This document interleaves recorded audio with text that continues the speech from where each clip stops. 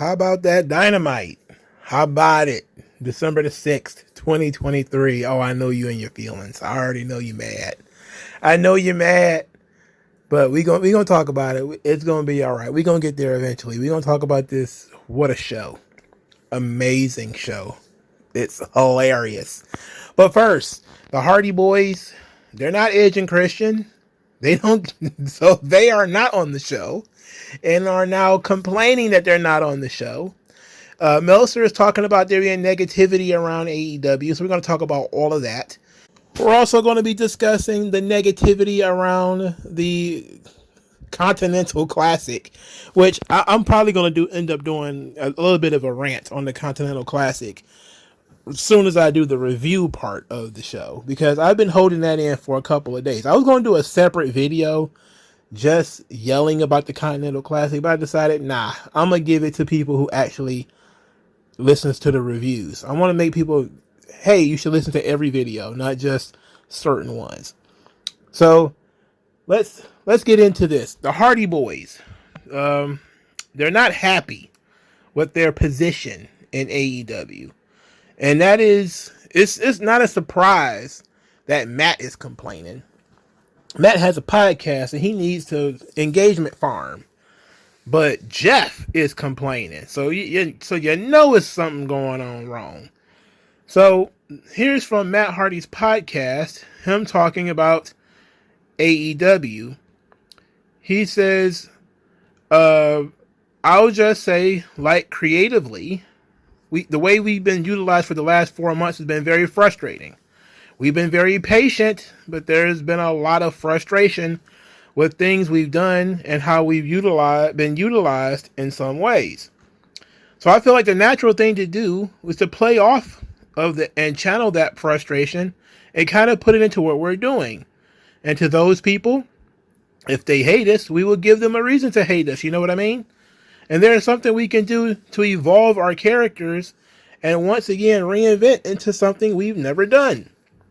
But there's never been really an aggressive take by any means necessary, like cheat if you have to, or break the rules if you have to be bad Hardy Boys version of the Hardys. You know, we've done stuff as the Broken Matt and Brother Nero, where he was the Antichrist. And obviously, if you've been a heel, because it's like, you know, more of the heel because he was all historically the more popular of the two of us. But I think the two of us together in a new role, I think it could be very refreshing. I think it could be something that we could use to kind of get back to where we want to be. You could tell that they're transcribing exactly as he writes, as he's talking, because this definitely sounds like somebody's talking. We need to paraphrase this. I don't want to keep reading all this ridiculous stuff. He said they're one of the most iconic tag teams of all time. Says they want to get some wins and then get into a bigger issue with younger guys, make the younger guys look good, and they haven't had the opportunity to do that. Then he says, there's a time today after the match was over, we went up to the boss and said, hey, we want to talk to you. Going forward, we're going to do that or whatever. But I feel like there's a way to get to that where you can still keep us in the mix as a team that is a threat, that is relevant and current, but you can still help build younger teams as well. All right, so he's talking about being a dastardly heel version of the Hardys, which, unless you are really good at being a promo, I'm not sure anybody wants to see today. I'm not sure people really want the Hardy Boys to be heels. He's not wrong that there's never been they haven't been heels at the tag team since the Brood. I think that was the last time they were heels. That was in 1999?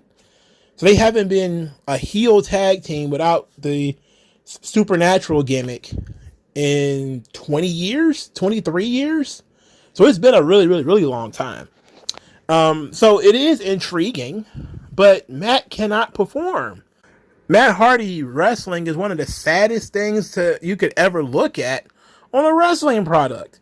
It's truly not good. Matt Hardy has all the mobility of late stage Andre the Giant. There's no way anybody want to see Matt Hardy wrestle in 2023. Now, while again the idea is intriguing, and it is new, and it is different, it is fresh, but no, I don't think anybody cares to see the Hardy Boys as a heel tag team in 2023. I'm just not sure it'll work. Now, I say that knowing that Christian and Edge main evented this very episode of Dynamite, and those two guys are older than both the Hardys. I know this. I know what you're saying. Like, hey, what do you mean? But Edge and Christian are still high-level performers.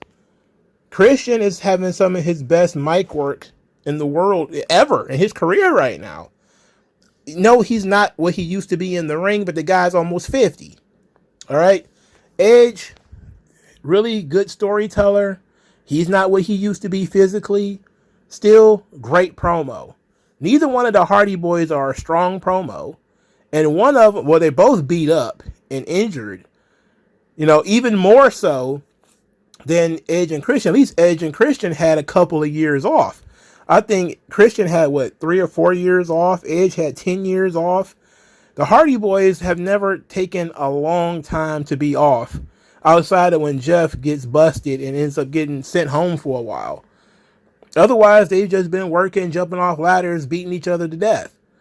And for some reason, Edge and Christian still feel like grizzled old veterans. They don't seem to move. It doesn't hurt me to watch them wrestle.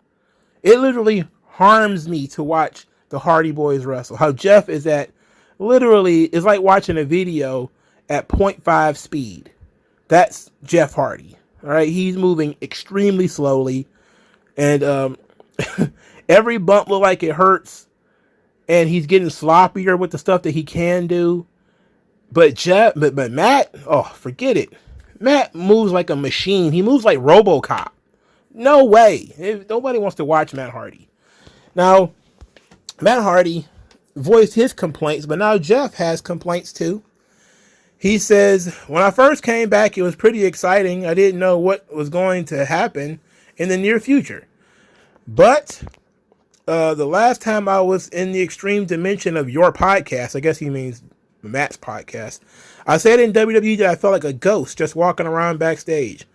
I kind of still feel like that in AEW just because not being involved in something cool. And I feel like there's something so special that we have within us to really bring out, and really brings me to things with ego. Honestly, I'm in a place of my life where wearing this Jeff Hardy shirt, I feel like a goofy goober for wearing my own shirt. Why does this feel so goofy to wear my own shirt? My thing has always been, there isn't much difference between the in-ring performer Jeff Hardy and the reality and the human world Jeff Hardy.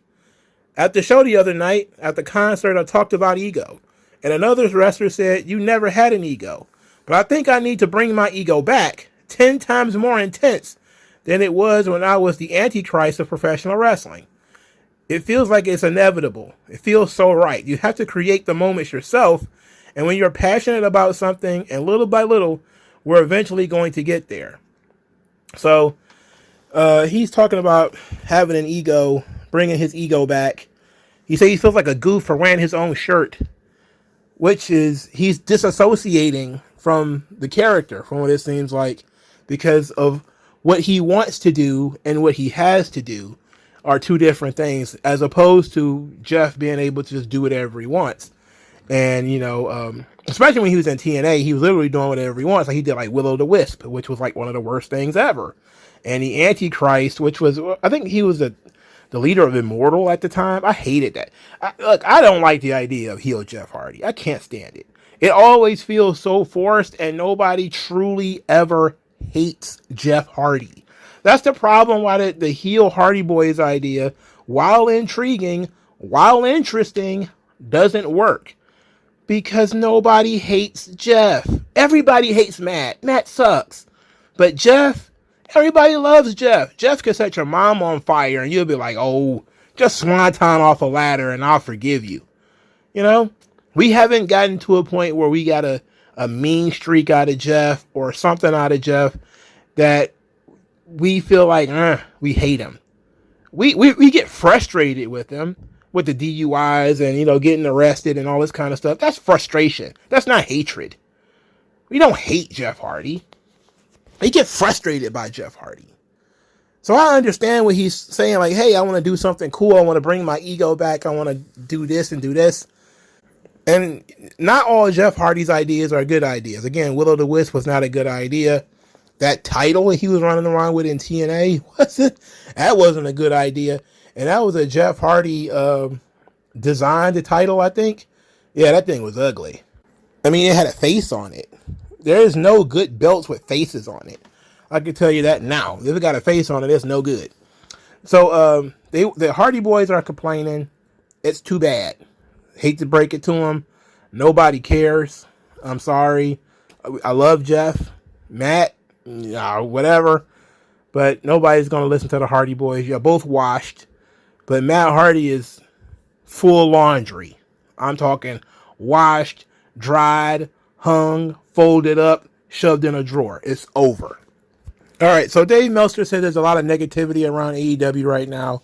Chris Jericho is going around here saying that every AEW wrestler needs to go work for Vince McMahon for 6 months. There's a bunch of stuff going on backstage that is actually more interesting than the stuff that's going on screen, which is typical of wrestling in the last, 20 years or so. But the comment that Dave Meltzer made, that the company is grossing more than ever before, and yet people are so negative. I'm guessing morale is down. The fans are disheartened by the low attendance and all this sort of stuff. But, I mean, when you look into AEW, the money that they're making, because he's talking about they're making $175 million, I think. That's off. I'm trying to do that from memory. I didn't memorize it. But they have more pay-per-views this year than they've ever had before. And they had a large-scale event in Wembley Stadium. So they should be grossing more money than before. You know, like you had more pay-per-views this year than you had in the previous years. And you had a large-scale event in Wembley that you didn't have the previous years. I would imagine that you did better business this year than you did before. But, he didn't say that they were profitable, which is the key here. Meaning, you could talk all day about money coming in, and I don't know where that figure came from. I'm guessing it's came from WrestleNomics. I don't know where that figure came from. But until we know the liabilities, we only know half the equation. And I can't tell you much of anything about half the equation outside of, yeah, sure, you probably made more money this year because you had more events. You probably sold more pay-per-views this year because you had more pay-per-views to sell. So there's that. But then when you look at the attendance, it's piss poor. I mean, there was photos floating around of Collision, this Saturday's Collision, which would be the 9th of December 2023. And the crowds, the sections, for starters, the tarp is just most of the building. But then when you look at the people who actually did show up, my goodness, it was like a high school musical in there. I don't understand how they're managing to do this. When WWE had very, very, very poor attendance and people was making fun of them for breaking out the tarps and everything, they changed direction. They did what they had to do to change business. Now they don't have to do that stuff anymore. That's how WWE operates. When something is subpar, they twist and turn knobs until eventually they get it back where they want it to go. AEW, however, is full of people who are incredibly stubborn. Whether it's the audience, whether it's the wrestlers, whether it's management, they think that they know everything. They're high IQ, the smartest people in the room, smartest people in the building, and shut up, don't tell us nothing. And everybody's saying, look, use the evidence of your goddamn eyes. Nobody is buying these shows. Nobody's coming to these shows. You have to change business. When people are not coming to the shows, you have to change what's going on. Now, apparently, some things are going to change. That's why QT Marshall is gone. That's why Kevin Sullivan is gone, because the company is going in a different direction. All right, fine. We'll see what that direction is, I guess, when this tournament is over, because this tournament is really dragging everything down. So you talking about there being negativity around AEW? Yeah, it is. When 80% of your building is empty, it's pretty fucking negative at this point. Okay, like there's no positives to that. There's no positives to your buildings being almost fucking empty. So in discussing the negativity and people tweeting crazy stuff, apparently Bryan Danielson Hall Monitor is going to start issuing out fines to people who are tweeting recklessly about AEW. Now, look, Danielson, I like the guy. I defended him from the Stooge accusations. I defended him. But you can't fine guys for tweets, man. Look, you should probably ask these dudes not to tweet stupid shit. How about not tweeting bullshit? How about not going on your podcast complaining about your position, or going on somebody else's podcast complaining about your position because it makes the company look bad? You want to do that? I have no problem. But if you want to start issuing out fines for social media infractions that don't involve, let's say, nudity or, something sexual or violent or anything like that, and just like, because nobody's ever come out and just says fuck AEW and they work in AEW, right? So it's going to be like a mild critique, whatever it is. And if you can't handle that, then what the hell is the point of your company existing? Like, what is the point of it if you can't handle mild criticism? Like, guys have tried to quit from WWE and I don't think they got fined for it. So let's ease up on the fines, man. You know what? Because I'm kind of thinking about, like, what kind of thing would give you a fine in AEW anyway? Like, do they have a dress code? Doing moves in the ring that you were not given a thumbs up for? I don't know. Like, what would get you a fine? When WWE had fines and stuff like this, and I'm pretty sure they still do, they had a dress code at the same time. There was, guys had to be at the building at a certain time. They couldn't leave before the end of the show. There was a little other rules that they had. I don't know how many of those rules still exist, but they were very strict on rules at one point. AEW is the opposite. It's a company that is all about there being no fucking rules. And that's going to lead to people complaining because they're going to be like, look, if I wanted to work in a corporate environment, I just go work for WWE.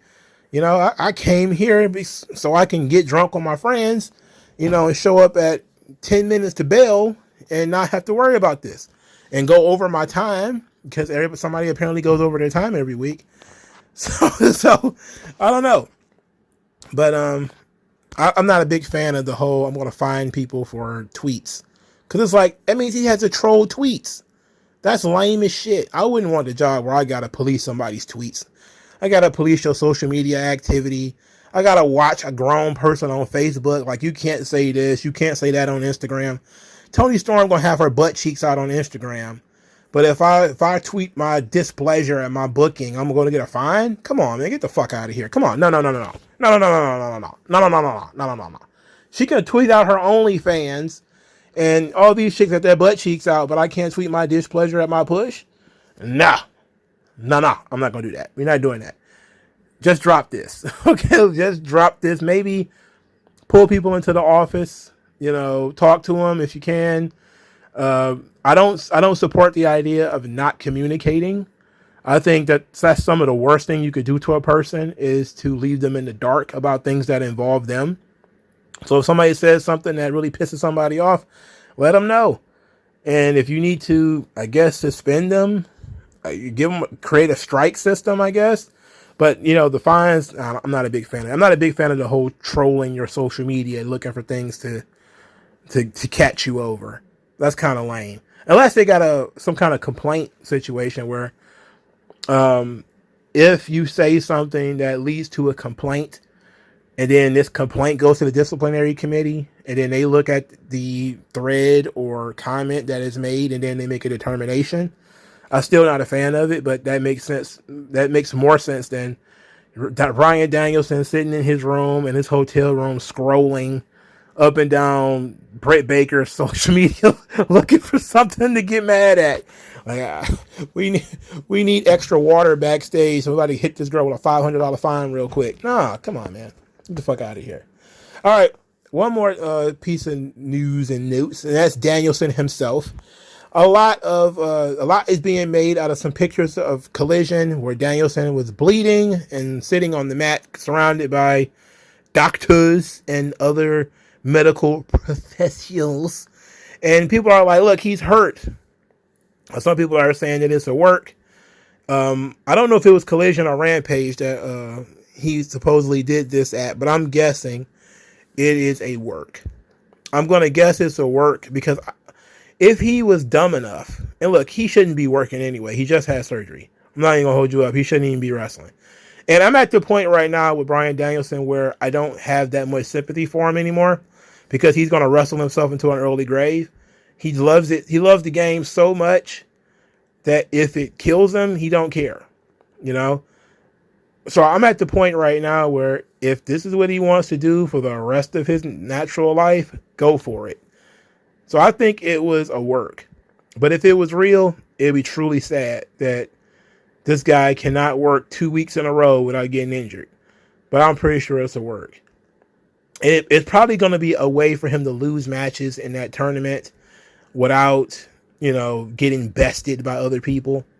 I would imagine that's how they would do it because he's not going to win the tournament. So I would imagine that's how they would put other people over, is by working his injury into the story or whatever. Because I didn't get any context for what happened before these photos. It was just Danielson sitting down bleeding. And I'm like, okay, there's no video of an awkward fall or an awkward punch or anything like that. It's just, look at these photos of Danielson hurt.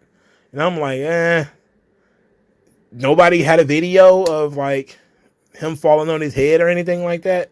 So I really don't care. But he's going to have a lot of time to go around looking for people to find if he stays injured. I can tell you that much. All right, so let's 22 minutes of news and notes, and we're still not done. We're just getting started here, folks. Let's get into the show. Jon Moxley defeated Rush. Now, this match was absolutely hilarious. For starters, they were fighting in the crowd forever, far as hell from the ring.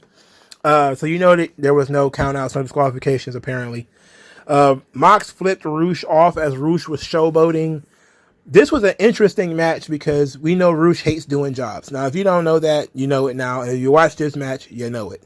Rush absolutely hates doing jobs. And I knew he was losing this match, so I was wondering how we were going to get there. So when Moxley put him in the rear naked choke, he was still fighting and, swinging his arms and everything. As the commentators are like, he's out of it. And then the referee stops it. Before Moxley is on his feet, Rush is up. Rush is on his feet.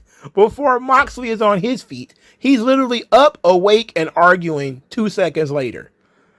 If you watched even 2 UFC fights and saw somebody get choked to sleep, you know that's not about to happen. All right?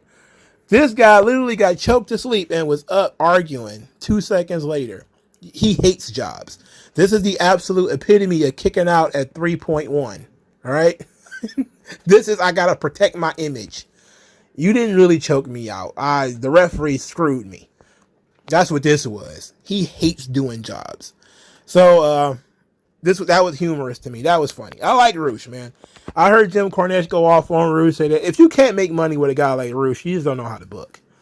Rush he's not a physically imposing, a big guy, but he's physical. And you always have use for a very physical, roughneck style heel with some showboaty tendencies. I probably would ask him to stop doing the leg slaps in the corner where he runs over and does the little one kick with the thigh slap and right in front of the fucking camera, by the way. I would probably ask him nicely, stop doing that. But I like Rush, man. I really do. Him being an asshole is even better. And Moxley is an asshole too. So both of them are barely selling anything. They're throwing the weakest forearm shivers I've ever seen in my life. I'm talking even weaker than 2 chicks in NXT. These are shitty forearm shivers. They're garbage, especially for 2 guys who are supposed to be tough. Their forearm exchanges looked awful. At least Rush was laying in the chops. At least he was doing that. But Moxley kept looking at everything Rush did like with absolute disgust. And that includes when he was doing his roll into the chest pump into the arm up. You know, Moxley just looked at that with complete disgust. When he did the one kick to the face, Moxley looked disgusted. There was just absolute, you know, in the visage of Moxley, him burying pretty much everything Rush did. And it was hilarious. It was hilarious, bro. You have to go back and watch this. If you didn't watch it, I watched this because I like these guys. I like Moxley and I like Rush. So I was watching this. I paid attention to this. It was humorous, man. It was humorous. And you knew Rush was going to lose, but him, you know, he wasn't going to get pinned either. Or if he was going to get pinned, it was going to be cheap. So Rush gave him the win, but my goodness, he was not going to make him look good. He wasn't going to put him over at all. All right, so with Moxley's victory, Mark Briscoe and Jay Lethal were both on the bubble. So if they lost, they were mathematically eliminated. So guess what happened? They both lose. That's how you build drama in these tournaments. So Swerve Strickland defeated Mark Briscoe, and Jay White defeated Jay Lethal. Now here's the part of the story where I bitch and moan and complain, and actually not do that at all, but I rage at the Continental Classic. I have spent the last 3 or 4 days watching people online claim that you're WWE fans, you guys are too fucking stupid to understand a round robin tournament. This is how a round robin, like, no, you don't understand. People don't understand a round robin tournament because they don't give a fuck about it. That's the problem. They don't fucking care. They don't want to sit here and do math. They don't want to mathematically break down who could beat who should be beating who, how many. They want to keep track of points. Here's the problem with AEW fans. They think they're just so fucking smart. Again, look at the evidence of your eyes. The TV ratings have stagnated. The buildings are 90% empty. Like, if you're so fucking smart, you're so fucking high IQ, we are better educated than WWE audience. So when WWE is half empty buildings, people are saying, yeah, whatever is going on here, it ain't working. When AEW sees half empty buildings, they're like, don't worry, man. Trust the plan. We got it from here. We're doing something different. We're not part of the monopoly. You're just saying that because WWE never did it before. It's like WCW had a round robin tournament. That shit was a flop. TNA had a round robin tournament. That shit is a flop. Nobody gives a fuck about round robin tournaments. Disco Inferno put out there and said that this is not compelling television. And all the little piranha, and I don't agree with everything Disco says. I think Disco is kind of overrated. He thinks too highly of himself, especially when you consider he was a producer doing some of the worst backstage segments of WCW. But that's neither here nor there. The fact of the matter is, he's not wrong. This Continental Classic has been dry as fuck, and people don't care. And folks are generally telling you, I don't care about this tournament. This tournament sucks. So instead of AEW fans saying, you know, it ain't for everybody, they're defending it. They're saying, well, you just go back to watching your childish Monday Night Raw, while us distinguished adults over here will do our math to figure out how many points Jon Moxley has. It's like, people can do basic multiplication, you dumb fuck. Nobody wants to watch these matches.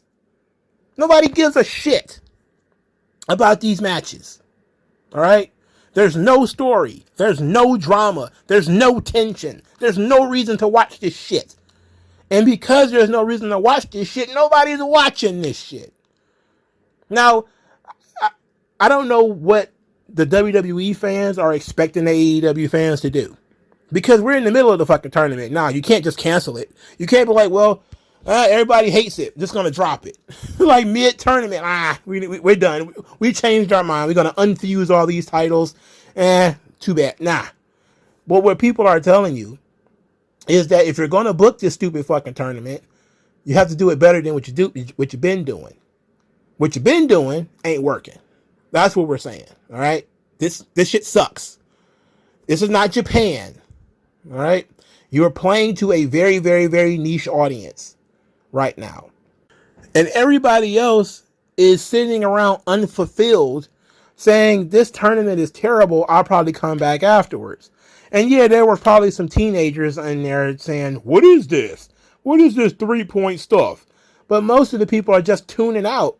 Again, when it comes to the product, and this goes for WWE too, the real majority are not online complaining. The real majority have just tuned the fuck out. All right? The real majority of fans, they don't go online and complain. They're not going to tweet at you. They just tune out. They stop watching. They change the channel and then they don't turn it back. They go watch Dancing with the Stars, My 600-Pound Sister, or whatever the fuck, and then they never come back. Those are the people that AEW should be trying to get and continue watching this show. There are certain people, myself included, a lot of people listening, you're going to watch Dynamite anyway. I watch wrestling. This is what I do. Right? I watch wrestling. But there's going to be a lot of people who are not as dedicated. So they see these stupid fucking tournaments and this guy's going to wrestle this guy, this guy's going to wrestle this guy, and everybody's like, oh, I don't care about that. I don't care about this Triple Crown thing. There's no drama in this. There's no story in this. There's nothing coming out of this that I'm looking forward to. Peace out. I'll talk to you in January when this shit is over. And then the high IQ, highly educated AEW fans are sitting around pontificating and creating graphs. Nobody gives a fuck about your graphs. I'm not looking at that. I'm not reading this.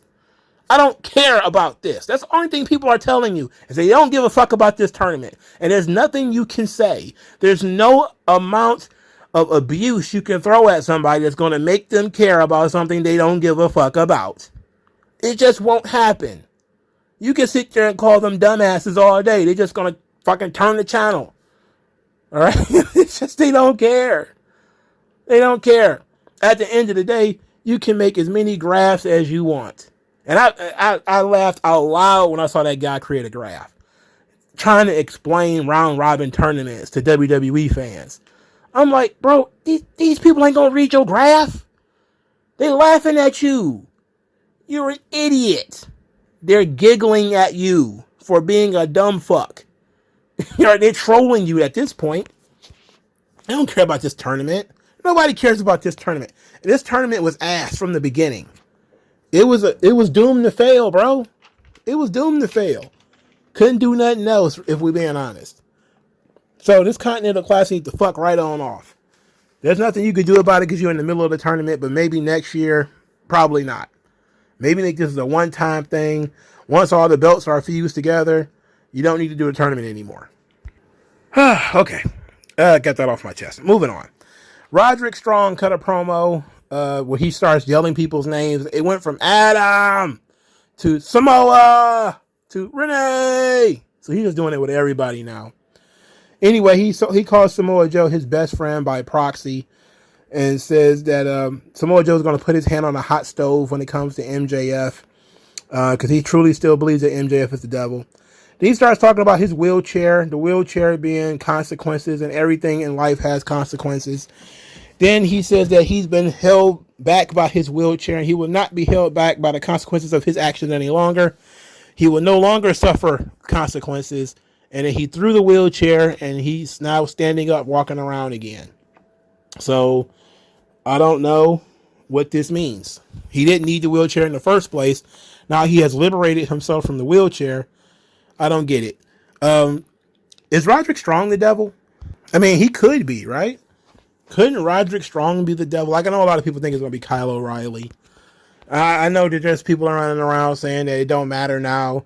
I think Eric Bischoff has gone on record as saying that now that CM Punk has shown up in WWE, nobody cares who the devil is because everybody expected the devil to be CM Punk. But now that he's back, there's nobody that it could possibly be that would make people excited or happy.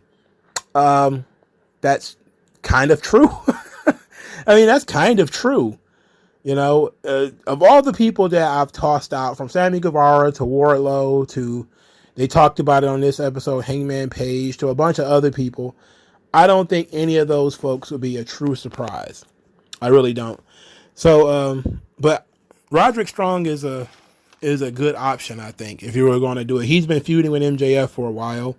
He hasn't had a match with MJF. But he's been doing mostly comedic shit. So why would he all of a sudden start being like a criminal mastermind? I don't know.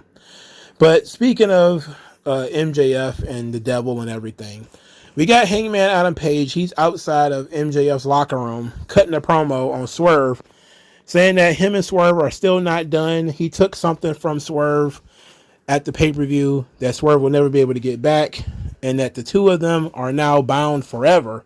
And he knows what Swerve wants, and as long as Hangman Page is around, Swerve will never get it.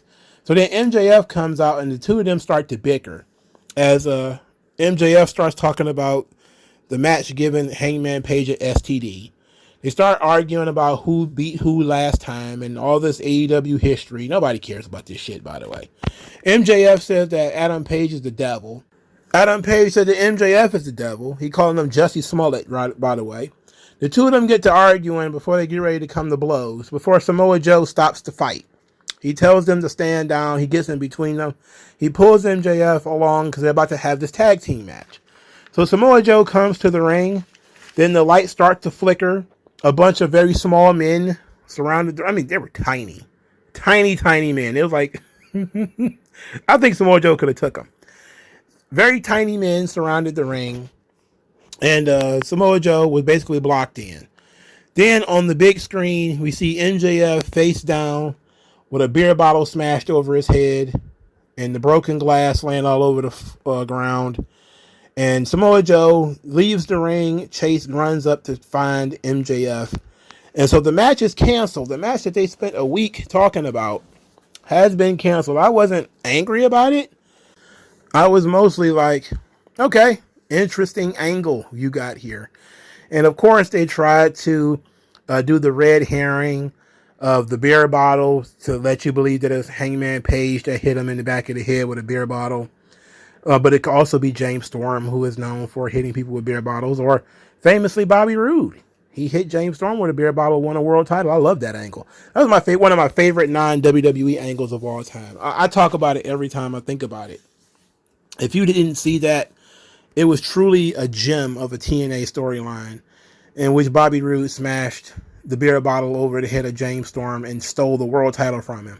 Turned heel, stole the belt from his best friend. TNA botched that storyline, something so terrible, by having Bobby Roode lose the belt to Austin Aries instead of losing it back to James Storm. What a fucking dumbass decision. What a dumbass decision. TNA deserves to go out of... They deserve their fate when they screwed up a great storyline between two homegrown guys. I was actually far more interested in that than MJF getting hit in the head with a beer bottle. Look, MJF runs his mouth too much. So the idea that he could have multiple different enemies is not that big of a deal. I'm not surprised at that. And he picked this argument with Adam Page, and there was no reason for him to even get into an argument with Adam Page. He chose to do that. So now they're trying to make everybody believe that it was Adam Page. It does involve glass, so cry me a river. But was it real glass? Was it real broken glass? I didn't see any beer in that glass, by the way. It was an empty bottle. But was it Red Stripe? He hit him in the head with a Red Stripe? Is that what he did? Or was it a Budweiser? Or was it a Miller?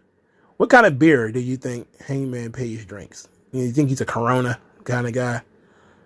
Yeah, drinking Coronas. I don't drink beer, so I'm not one to talk, but I don't know.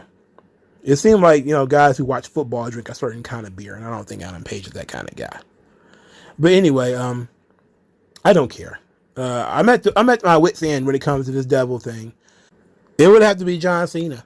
It'd have to be like, Vince in order for me. It had to be Vince McMahon in order for me to be like super excited about it at this point. If it's been anybody I've seen on AEW television within the last year, I really cannot be surprised. I also cannot put it over as being like a great angle. If it's Richard Holiday, then maybe, because I know the history between Richard Holiday and MJF. But other than that, if it's Kyle O'Reilly, terrible. If it's Roderick Strong, terrible. If it's Adam Page, awful. If it's Adam Cole, awful. If it's Wardlow, not interested. She shouldn't need to be wearing a hood in order to attack MJF. You should just go out there and do it. If it's Orange Cassidy, it's like, I can't think of anybody on this roster that it could possibly be that I would be excited for. Like, it wouldn't be anybody on the House of Black, because those guys only show up on Collision, for starters. Secondly, they have already all the spooky stuff You don't need to wear the devil mask too. So who could it possibly be that's going to be entertaining, fresh, new, different? I don't know. Could it be Christian? I don't know. Maybe. I don't know, man. I don't care anymore.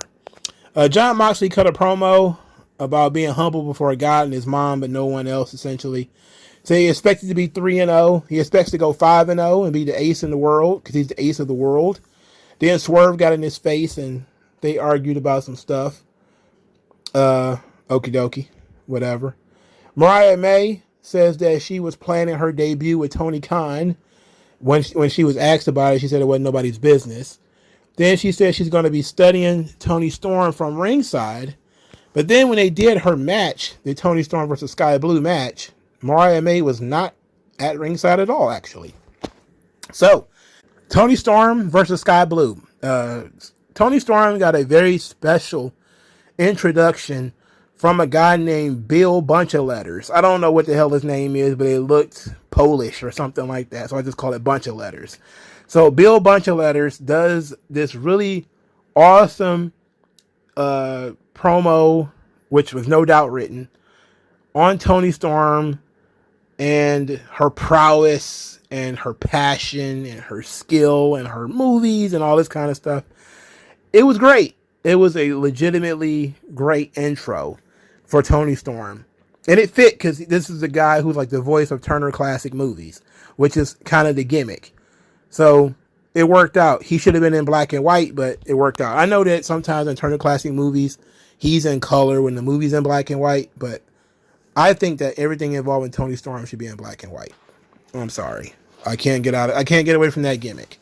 So then Sky Blue comes out, and she's not scary Sky Blue anymore. She's happy-go-lucky Sky Blue, but she looks like scary Sky Blue. She's smiling, and she's got the little wreath on and everything. And then I completely forgot that they do this. And it didn't, I don't know what was going on in my mind, but I looked, and it says that Sky Blue's record was 28-23. Bruh. I howled in laughter. I completely forgot that they had records in AEW. 28-23. Bruh. She won 5 more matches than she lost, and she gets a world championship match. Boy, that's like Barry Horowitz challenging Shawn Michaels in 96 or something like that, because he went on a short winning streak. What on earth, bruh? This is ridiculous. Look, do what you do. Now, this wasn't quite, Godzilla versus Kong in the booty department. It was kind of like Donkey Kong Country. Sky Blue is, she's actually catching up to Tony, because Tony was forced to lose all that weight in WWE. So she's actually kind of thicker than Tony now. So she might be Donkey Kong in this situation, and Toni Storm might be the Diddy Kong. But it's definitely some banana going on in there. But yeah, it wasn't quite Godzilla versus Kong in the butt cheek department, but it was pretty good. It was pretty good. Now, in terms of the match, all right, it was actually not a bad match. I actually enjoyed it. These two chicks are kind of peers. I think Tony's got like 4 or 5 years on Sky Blue, but probably a lot more experience. But Sky Blue is actually improving. Giving her more matches has given her the opportunity to improve. But you can tell that a lot of the stuff that she's doing is pre-planned and rehearsed. It was a nice spot that they did in this match where Toni Storm was on Luther's shoulders. Then they grabbed Sky Blue off the ring apron and threw her to the floor, which is clearly not legal, but not super illegal either, because Luther is not touching Sky Blue.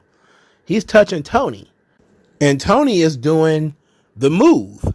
So it's one of those gray areas. Clearly it's not legal. Clearly he's supposed to do something about it, like eject that fucking guy for doing that. But, I thought it was inventive at least. But the AEW referees are constantly getting buried. I mean, constantly. So Toni Storm actually does not win this match with her finish. She actually wins it with a counter roll-up to give Sky Blue some level of an out. So instead of beating her outright in the first match, Toni wins with a wrestling hold. So Sky Blue she can't quite complain, but she hung in there. So she's got that on her cap. So after the match, Toni Storm is celebrating when Riho charges the ring. And I realize that Riho is very, very little. She looks like she's 12. I mean, oh my Lord. She did a front drop kick. And I'm like, is this is like a play date at this point. This does not look like two adult women wrestling. This is like something a kid to a tea party gone awry. Riho is so tiny. She's unrealistically tiny. And it's not even that she does anything to make herself look bigger. Like, like all the women in WWE are short. Most of them are really small. Zelina Vega's very small. Asuka's small. Kairi Sane's tiny. Io's tiny. They're all tiny. Especially the Japanese girls. I know like 4 of them, okay? But to be super tiny in terms of being short, but also being painfully rail thin, that's too much. I don't believe Riho could break an egg with a punch. I don't believe she could break an egg with a drop kick. I don't believe she could Nia Jax annihilate an egg and it'll break. She just doesn't have the body weight. There isn't a division in boxing, UFC, or anything else that she could potentially compete in and be in any way competitive. She is too damn small. Now, I know that this for the AEW fan base, they don't care. They love them some Riho, and that's fine. I don't hate Riho myself. I'm just kind of like, she's very tiny. And they're trying to do a storyline here because Toni Storm and the Outcast, when she was with them, are the ones who sent Riho home. So she's back for revenge. At the same time, though, I'm like, she's tiny. And I don't believe you. You're going to have to do a little bit more than that. Okay. Whatever. Mariah May didn't do anything. All right, fine. I didn't really care about that either. All right, so they talked about next week on Dynamite, and they mentioned that the Von Erichs will be there in Dallas. So the Von Erich boys, the tag team Von Erichs, will be there. And I'm like, oh, this is amazing. Not only because of the movie, but because the Von Erich tag team, the Marshall and Ross, those two guys are actually pretty good. AEW could use the Von Erichs. Now, they keep signing new talent and then not doing anything with them. But the Von Erichs are two guys who are actually pretty good. They just left MLW. There's about to be a movie about their family coming out. So it really helps that they're going to get some notoriety on AEW TV. This could really work out great. Cross promotion with the movie that I guess MJF is an executive producer of. So there's a lot that you can do here in that space. So hopefully they'll get the nod and they'll get brought in, because I like those guys. And the last thing that AEW needs is more talent, but it wouldn't hurt you to have more tag teams in the division for guys like FTR to wrestle. And speaking of, tag teams, okay, what happened to the Acclaimed? Are they dead? Is somebody in the Acclaimed like legitimately injured? Because I haven't seen those guys in like a month. Now, there's also the issue with Darby Allin, who has also vanished from planet Earth. And him and Sting are supposed to be doing on a last run or whatever, and I haven't seen Darby in weeks. And that's certainly not helping when it comes to AEW and their attendance and everything. It's how many guys they have injured at any given time. How many guys are not healthy enough to perform on their shows. So now they got to stretch out Jay Lethal matches in order to fill time instead of, pushing other people. Whatever. But the Von Erichs being there, good. They need more tag teams. FTR can have really good matches with them. So could, I believe, the House of Black. So could pretty much any tag team that they have, except Big Bill and Ricky Starks. I don't like them. I like Ricky Starks. You can keep Big Bill. All right. Main event of the evening, Edge, Christian, TNT Championship in Montreal, Canada. So they have a match that's pretty standard. I don't feel like it hit a second or third gear, but it was not a bad match by any stretch of the imagination.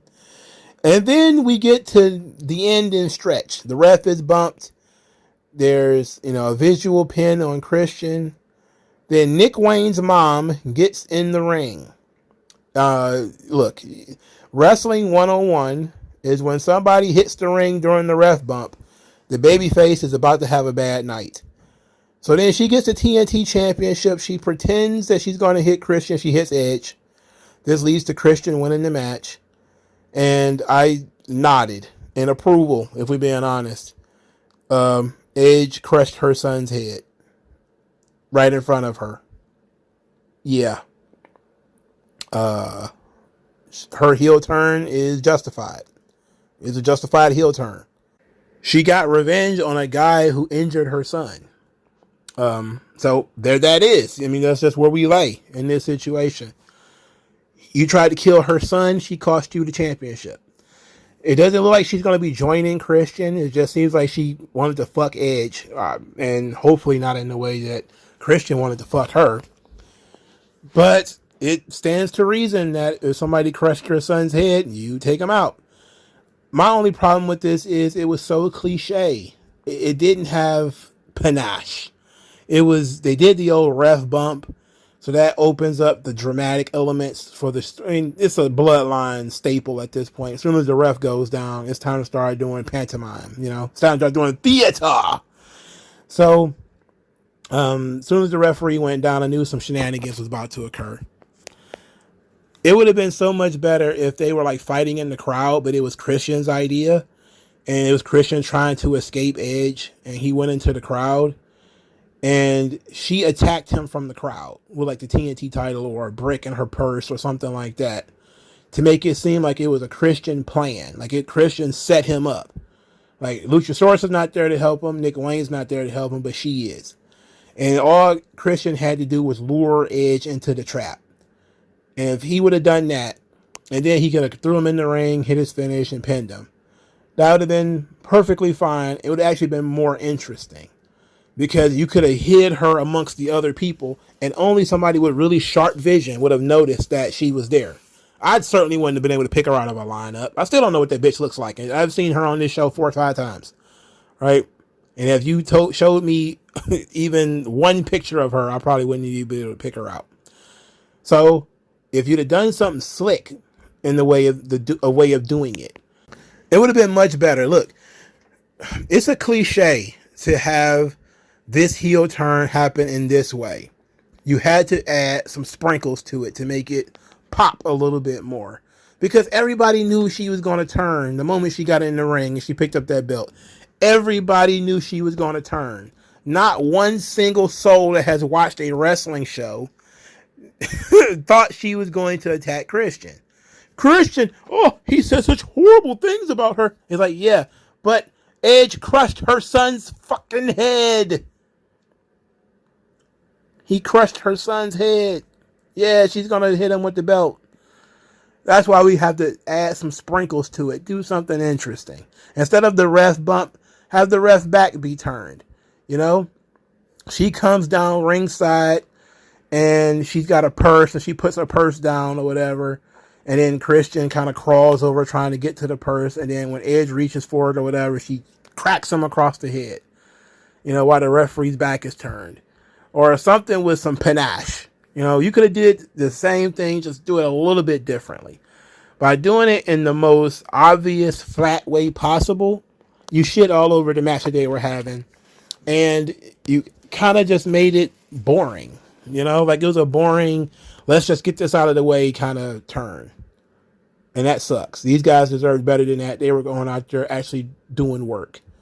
And the match was actually not bad either. It was pretty good. Was it as great as the match that they could have had? No. I think they particularly was working a TV match. They knew they were going to be on TV. So they walked and brawled a little bit and did a couple of moves here and there, but they worked a TV match. They didn't go all out. And since this match was going to be an angle, that's why I was on TV. I kind of figured that was going to be the case, that they were going to do something, maybe have somebody interfere or something, and that's why it was going to be on TV. They used it to pop a rating. So there it is. I can't hate it because it's a sensible storyline progression, but I just hate the way that they executed it. And that's been a big problem with this storyline as far as I'm concerned, is the execution has been abysmal. You know, the timing of it has not been good. It has not been super creative. It just kind of been going through the motions. Hey, you have to hit this plot, this plot, this plot. And they've been hitting these plot points, but hitting them in very cliche ways that I don't think add any panache to the story. It doesn't add any pop, any glamour to the story. It's just kind of, hey, we have to play off of our history, so let's just stand there and talk about our history rather than doing it in a very creative way.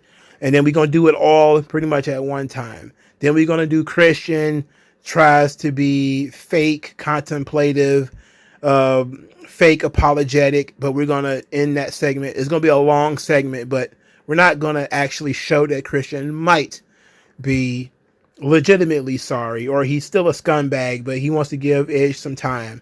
We're going to have the mom turn heel, but we're going to do it in the most cliche way possible, where she just gets in the ring and hits a guy with the TNT title after she walks down the ramp, by the way, which she shouldn't be backstage, because why would she be there? Her son's not there.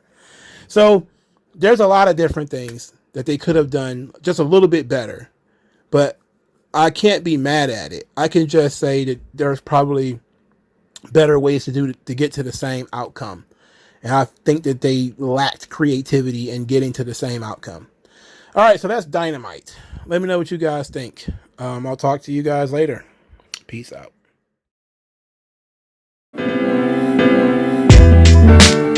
Tell me what's worse than learning all that you led to believe was all horse crap.